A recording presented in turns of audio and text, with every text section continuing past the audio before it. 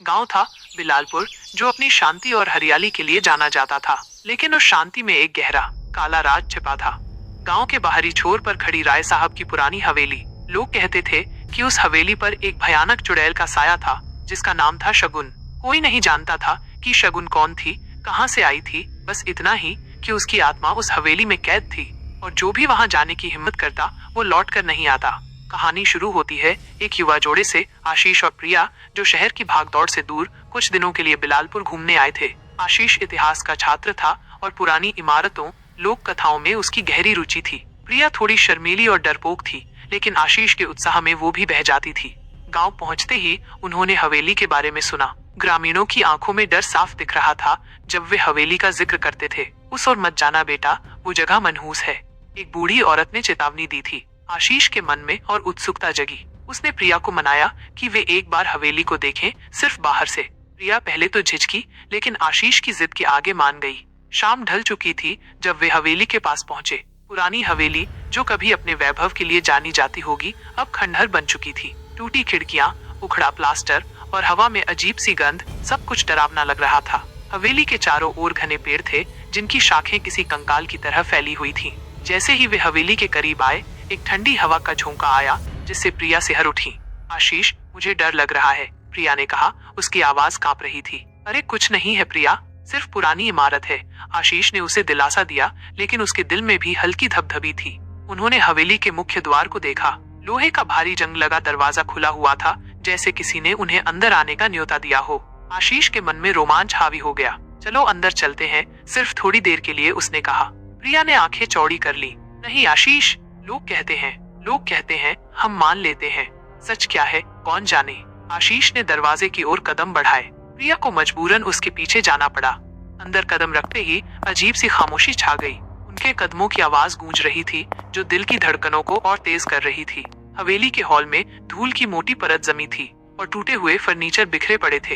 हर कोने में अंधेरा मंडरा रहा था। हवा में एक अजीब सी सड़ी हुई मीठी गंध थी, जो उन्हें असहज कर रही थी।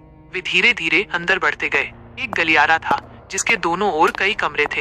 एक कमरे से हल्की रोशनी आती दिख रही थी, जैसे वहाँ कोई जलती हुई मोमबत्ती हो। आशीष उस रोशनी की ओर आकर्षित हुआ और उस कमरे की ओर बढ़ गया। प्रिया ने उसे रोकने की कोशिश की, लेकिन वह रुकने वाला नहीं था। कमरे में घुसते ही उन्होंने देखा कि वहाँ एक पुराना दिया जल रहा था, जिसकी लौ अजीब तरह से नाच रही थी। कमरे के बीच में एक पुराना झूला था, जो धीरे धीरे हिल रहा था, जैसे कोई उस पर अभी बैठा हो। लेकिन कमरा खाली था। प्रिया की चीख निकल गई। आशीष, ये क्या है? उसकी आवाज गले में अटक गई। आशीष भी सहम गया था। उसने दिए के पास जाकर देखा। दिया मिट्टी का था और उसमें कोई तेल नहीं था, फिर भी वो जल रहा था। अचानक झूले के हिलने की गति तेज हो गई। कमरे की दीवार पर कुछ धुंधली तस्वीरें थीं। उनमें से एक तस्वीर में एक खूबसूरत महिला थी, जिसकी आंखें बड़ी और गहरी थीं। उसकी मुस्कान में कुछ अजीब था, जैसे वो एक ही समय में सुंदर और भयानक हो। आशीष को लगा शायद यही शगुन थी। तभी कमरे का तापमान अचानक गिर गया। हवा में एक ठंडी बर्फीली सिहरन दौड़ गई। उन्होंने महसूस किया कि उनके आसपास कोई अदृश्य उपस्थिति थी। प्रिया ने आशीष का हाथ कसकर पकड़ लिया। आशीष, हमें यहाँ से चलना चाहिए, उसने फुसफुसाया। उनकी बात खत्म भी नहीं हुई थी कि कमरे के कोने से एक धीमी खड़खड़ाती हंसी की आवाज आई। वो आवाज इतनी भयानक थी कि उनकी रीढ़ की हड्डी में सिहरन दौड़ गई। हंसी धीरे धीरे तेज होती गई और कमरे में चारों ओर गूंजने लगी। आशीष ने अपनी टॉर्च जलाई और उसकी रोशनी में उन्होंने देखा कि झूले पर एक परछाई बैठी थी। वो किसी औरत की परछाई थी, जिसके बाल बिखरे हुए थे और आंखें अंधेरे में चमक रही थीं। परछाई धीरे धीरे स्पष्ट होती गई और एक पल के लिए उन्हें एक चेहरा दिखाई दिया। वही चेहरा जो तस्वीर में था, लेकिन अब विकृत और भयानक। तुम यहाँ क्या कर रहे हो? एक धीमी खरखराती आवाज उनके कानों में गूंजी, जैसे कोई सूखे पत्तों पर चल रहा हो। प्रिया की चीख निकली और वो आशीष का हाथ छोड़कर भागने लगी। आशीष भी डर गया था, लेकिन वह प्रिया को अकेला नहीं छोड़ना चाहता था। प्रिया रुको, वह चिल्लाया, लेकिन प्रिया अंधाधुंध हॉल की ओर भागी। आशीष ने मुड़कर देखा।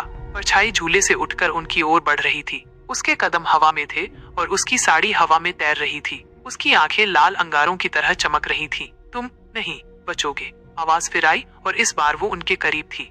आशीष ने देखा कि प्रिया हॉल के मुख्य द्वार से बाहर निकल रही थी। वो भी भागा, लेकिन जैसे ही वो दरवाजे के करीब पहुंचा, दरवाजा जोर से बंद हो गया। एक तेज चीख सुनाई दी प्रिया की। आशीष ने दरवाजे पर अपना पूरा वजन डाल दिया, लेकिन वो टस से मस नहीं हुआ। पीछे मुड़कर देखा तो शगुन उसके ठीक पीछे खड़ी थी। उसका चेहरा अब पूरी तरह से साफ था। एक भयानक खून से सनी मुस्कान उसके होठों पर थी और उसकी आंखें घृणा से भरी थीं। उसके लंबे काले बाल बिखरे हुए थे और उसकी उंगलियां भयानक रूप से लंबी और नुकीली थीं। तुमने मेरी शांति भंग की, उसने फुसफुसाया। आशीष ने हिम्मत करके अपनी टॉर्च उसके चेहरे पर मारी, लेकिन रोशनी उससे होकर गुजर गई जैसे वो सिर्फ एक परछाई हो। लेकिन उसका स्पर्श असली था। एक बर्फीला हाथ आशीष के कंधे पर पड़ा। वह इतना ठंडा था कि आशीष की सांसें रुक गईं। अब तुम यहीं रहोगे हमेशा के लिए, शगुन ने कहा और उसकी हंसी एक भयानक चीख में बदल गई।